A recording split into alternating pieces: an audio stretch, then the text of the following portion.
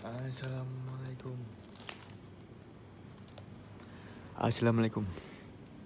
Kembali lagi ke channel Bisnis Kampung Official. Nah, di sini saya akan berbagi ya, gimana cara menghitung omset. Ya, menghitung omset toko per hari ya. Mungkin kalau omset, karena omset itu modal plus profit ya, makanya kita harus mengetahui profit sebetulnya.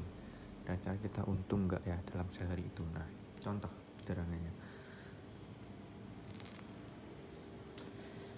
kalau untuk es krim itu per piece-nya itu kecil ya teman, cuma 6%. Nah, kalau misal seperti ini bisa 8% dari modal ya. Contohnya jual 1000 ya, betul untungnya itu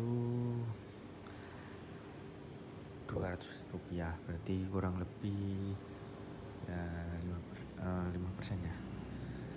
Nah, seperti ini biasanya itu isi 10, untungnya itu 2 biji ya. Ini harga 1000 itu untungnya 2000 kayak gini ya. Harga 1000 untungnya 2000. Nah, yang 500 ini biasanya untungnya cuma 1000 teman-teman ya, atau bahkan cuma untungnya per piece itu 500 sampai 1000. Nah, itu kalau di desa teman-teman ya. Kalau desa memang marginnya itu kurang lebih 6-8% ya, untungnya itu. Cara menghitungnya, semisal kita dapat pendapatan dari ini itu 1 juta, berarti kita ambil minimalnya 6%, itu berarti kurang lebih penghasilannya itu 60.000 ya, maksimalnya 80.000 ya, tergantung kondisi desa teman-teman. Kalau di kota mungkin bisa maksimal bisa 10% lah. Nah, kayak gitu kalau di toko ya teman-teman. Nah, kalau sendal ini standar ya, sandal dan lain-lain itu marginnya cukup lumayan ya, 10-15%. Nah, kalau sendal kayak gini ya, kalau petasan itu bisa sampai 20% atau 30% dari modal. Nah, kalau lampu itu bisa 20-30% teman-teman dari modal ya. Nah, memang kalau lampu kan kalau lampu itu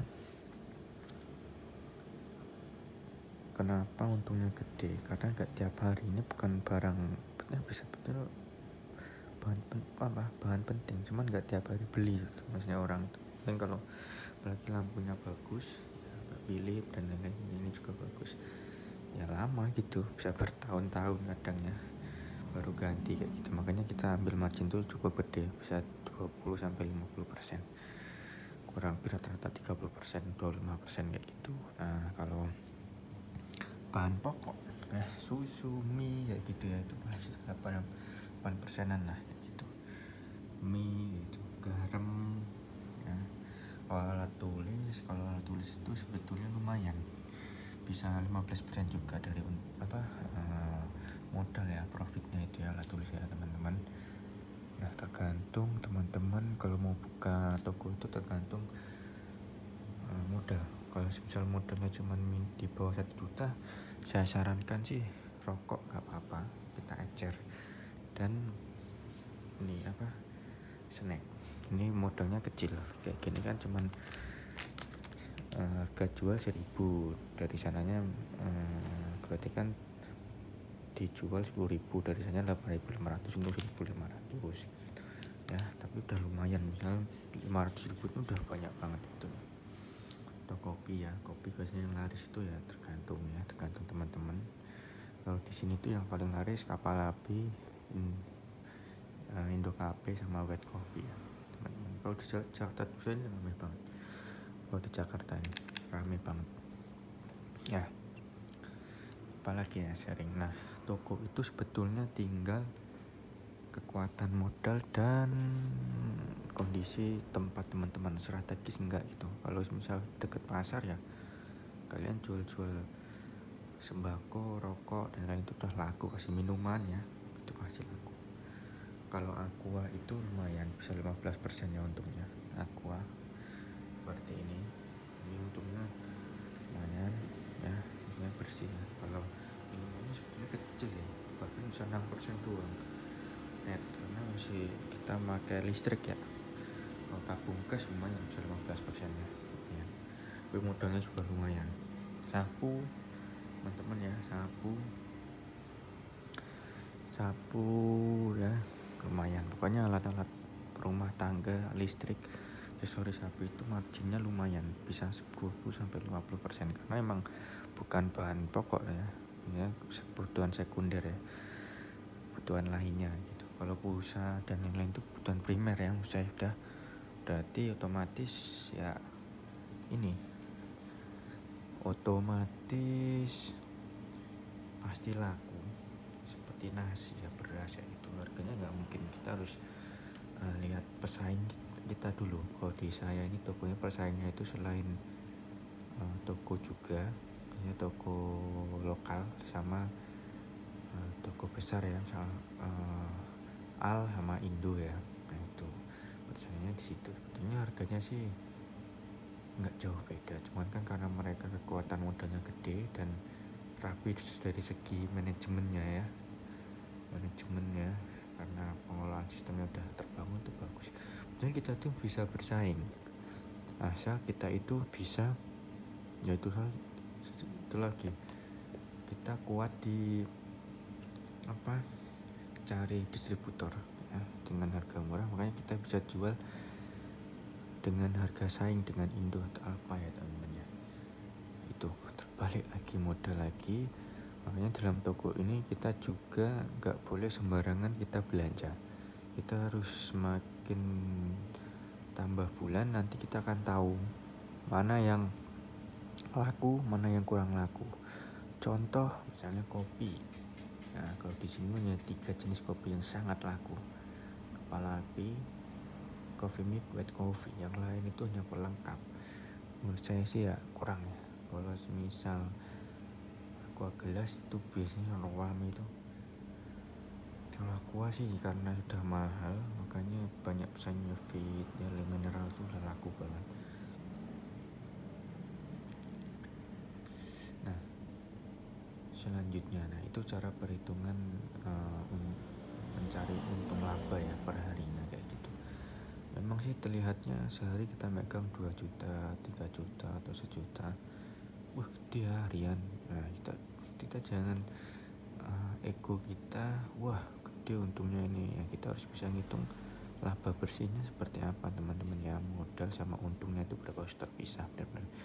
Menurut saya itu yang paling penting toko itu ya, kita harus bisa mengelola uang teman-teman.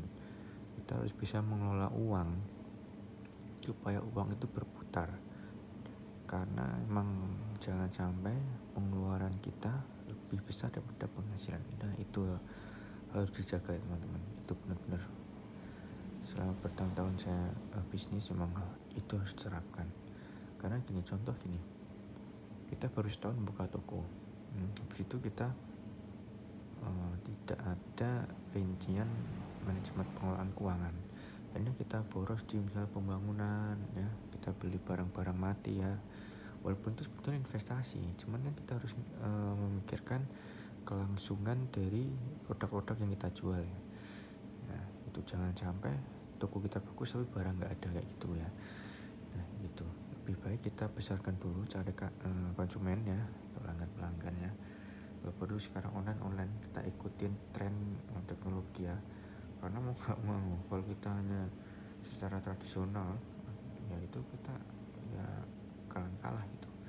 Karena makanya kita harus mulai dari pembayaran, kita harus digital ya teman-teman. Selain cash juga harus kita pembayaran digital ya. Kedua, kita harus juga menyediakan ya jasa digital juga ya, sebagai bahwa menandakan kita itu mengikuti tren teknologi, karena itu cukup lumayan menguntungkan. Mungkin itu bagi teman-teman tentang bisnis toko ya, warungan atau sembako. Silahkan, menurut saya ini prospek aja sih.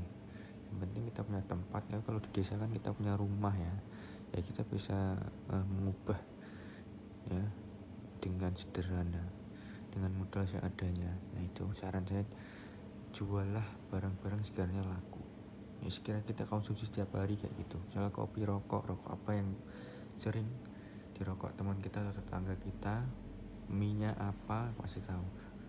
berasnya gimana harganya gitu, terus kopi merek apa, rokok merek apa, alat tulis merek apa. Dan juga kita jangan lupa digitalnya, jasa digital pulsa, pakai data, dan kita harus, itu kan cuma modal dikit ya teman-teman ya. Sekarang udah banyak banget perusahaan yang menawarkan jasa digital ya. Mungkin cukup sekian, terima kasih.